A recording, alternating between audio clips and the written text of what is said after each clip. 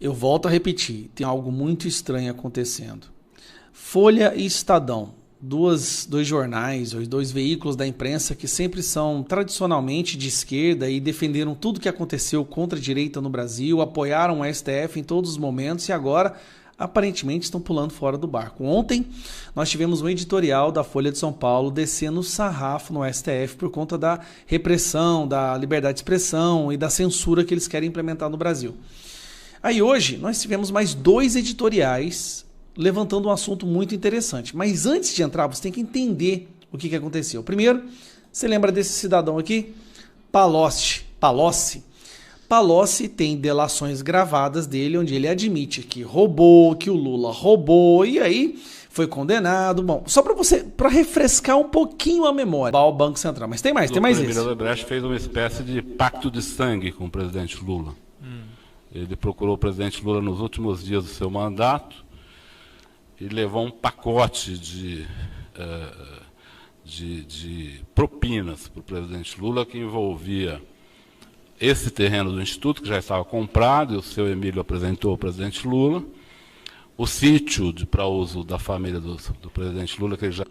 Bom, você já deve ter visto isso, né? Palocci foi condenado, mas recentemente, um dia depois da denúncia do STF contra o Bolsonaro, o Dias Toffoli vai lá e anula tudo contra o Palocci.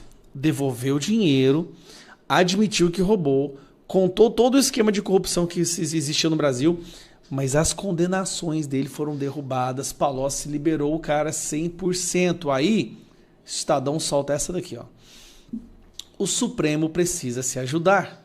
No dia seguinte à chegada da denúncia contra Bolsonaro, o STF livrou, numa canetada, mais um petista corrupto confesso. Assim fica difícil acreditar na imparcialidade do tribunal. No dia seguinte à chegada da denúncia contra Jair Bolsonaro... Cadê aqui? No dia seguinte à chegada da denúncia contra Jair Bolsonaro e outros 33 acusados de tramar um golpe de Estado, entre outros crimes, o ministro do Supremo Tribunal Federal, Dias Toffoli, livrou mais um petista graúdo. Corrupto, confesso, apanhado na Operação Lava Jato, como foi noticiado, trata-se de Antônio Palocci, figura de proa nos governos do Lula, da Silva e Dilma Rousseff. Pode ter sido uma infeliz coincidência, claro, mas pouco importa. Fato é que a decisão monocrática de Dias Toffoli, o ministro que dá mostras de estar cada vez mais determinado a arruinar o que ainda resta de reputação institucional ao Supremo, em nada contribui, muito ao contrário, para o resgate da áurea de imparcialidade que há de orientar a corte. Então, aí vem Folha de São Paulo. Com prejuízo para o Brasil, Toffoli livra Palocci de Lava Jato. Decisão monocrática anula atos da operação contra ex-ministros de Lula e Dilma, o que não apaga graves crimes apurados. Então, o Dias Toffoli é aquele que iniciou toda... Inclusive, o Dias Toffoli hoje também está tão famoso contra o Alexandre de Moraes, depois da visita da Comissão Interamericana dos Direitos Humanos. Né? Nós mostramos claramente que foi depois de que o nome dele foi associado. E curioso, né? Na época, ele teve seu nome associado a Lava Jato, numa delação, que é o amigo do seu pai. Agora, o amigo do seu pai, o amigo do meu pai, que era chamado, né? Vai lá e anula, olha que gracinha, anula as condenações do o último que faltava. O ministro Dias Toffoli do Supremo Tribunal Federal aprontou mais uma, sozinho, sem levar o caso para avaliação de seus colegas, anulou todos os atos da Operação Lava Jato contra Antônio Palocci. A decisão mantém válido, porém o acordo de delação premiada. O Brasil é lindo, né? O cara foi advogado do PT, nunca conseguiu passar para juiz. Foi advogado do PT a vida toda. Vai lá e é colocado como ministro do STF pelo PT. Descobre-se que o PT, o chefe do Lula e o PT organizaram o maior esquema de corrupção do mundo. O advogado que o PT colocou no STF vai lá e anula tudo. E se reclamar, você é antidemocrático. Polícia Federal bate em sua casa. Não é brincadeira não, já bateram na minha casa.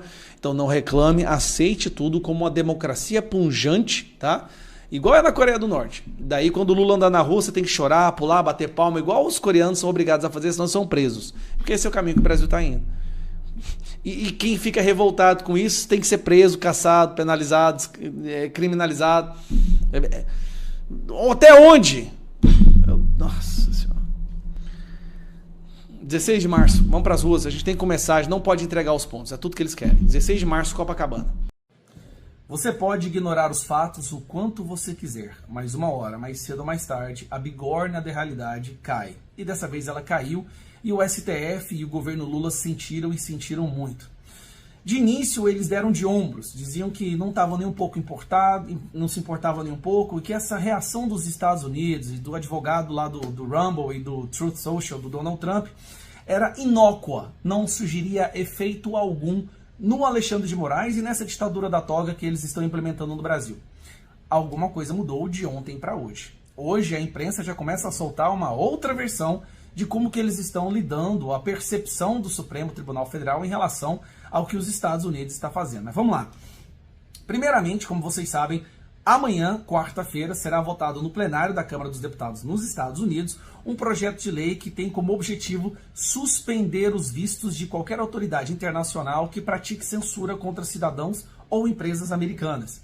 Esse projeto de lei tem como alvo principal Alexandre de Moraes, o que faria com que ele perderia o seu visto para os Estados Unidos. Não é lá grande coisa. Eu acredito que para ele seria assim, um tanto quanto irritante, afinal de contas eles adoram viajar para os Estados Unidos para falar que são defensores da democracia. Mas aconteceu algo mais curioso ainda. Nós tivemos um deputado dos Estados Unidos pedindo para que Donald Trump fizesse uma espécie de bloqueio financeiro do Alexandre de Moraes. Esse bloqueio financeiro é um bloqueio que acontece no sistema bancário, que tem uma repercussão, uma reação em cadeia, fazendo com que o Alexandre de Moraes ficasse impossibilitado de ter contas bancárias em qualquer banco do mundo.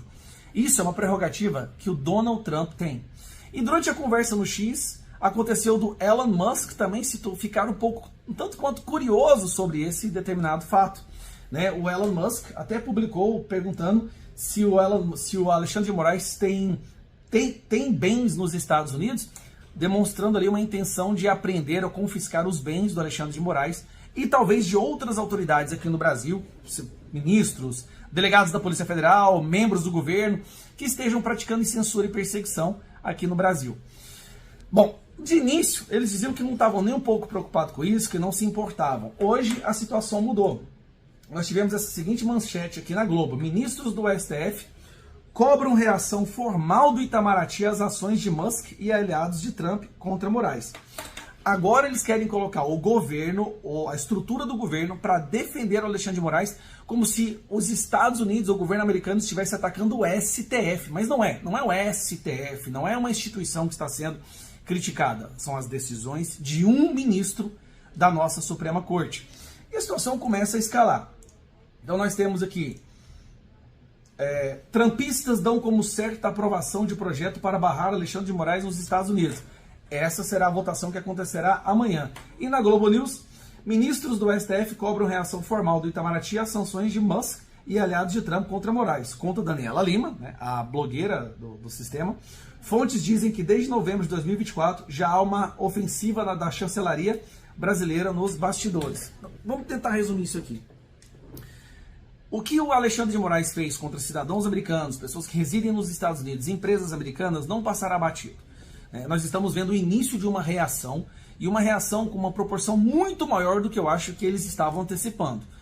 Eles estavam antecipando apenas a suspensão do visto, mas o que já está sendo pautado é bloqueio das contas bancárias, porque é uma lei nos Estados Unidos que o presidente tem a prerrogativa de fazer um bloqueio de uma pessoa internacional, às vezes são terroristas, ditadores, no sistema bancário deles. Só que aí todos os bancos do mundo acabam seguindo essa decisão com medo de sofrerem sanções por esse sistema americano.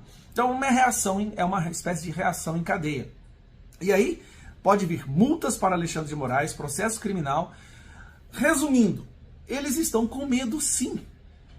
E pediram para que o Itamaraty entre no campo para defender as ações do Alexandre de Moraes, como se estivesse defendendo o STF. Mas lembrando, não é o STF, tá? Não é o Alexandre de Moraes que está causando toda essa celeuma e colocando todo o nosso país no alvo do furacão. Lembrando, pode vir ainda, eu espero que não aconteça, que não chegue nesse nível, pode vir ainda sanções econômicas prejudicando toda a economia do Brasil, impossibilitando exportação e importação com os Estados Unidos, o que é terrível, já que é o nosso segundo maior parceiro comercial.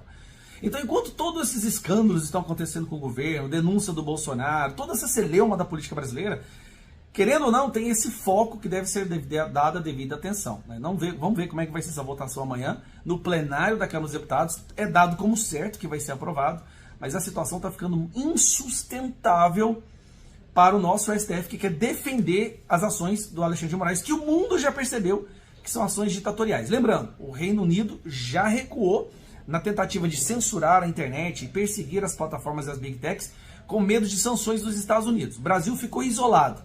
O Brasil está isolado no mundo hoje como um país que tem a vontade de implementar decisões draconianas para destruir a nossa liberdade de expressão, na maioria das vezes saindo única e exclusivamente nas mãos, na caneta de Alexandre de Moraes. E para piorar tudo isso, o Alexandre de Moraes quer prender o maior líder da direita no Brasil, que é um amigo do Donald Trump, né, que é o presidente Bolsonaro, que só vai colocar mais gasolina na fogueira. Eu, sinceramente, não sei onde isso vai parar. Eu só sei que não vai sair um bom resultado disso para aqueles que estejam tentando implementar uma censura e ditadura no Brasil. Um abraço.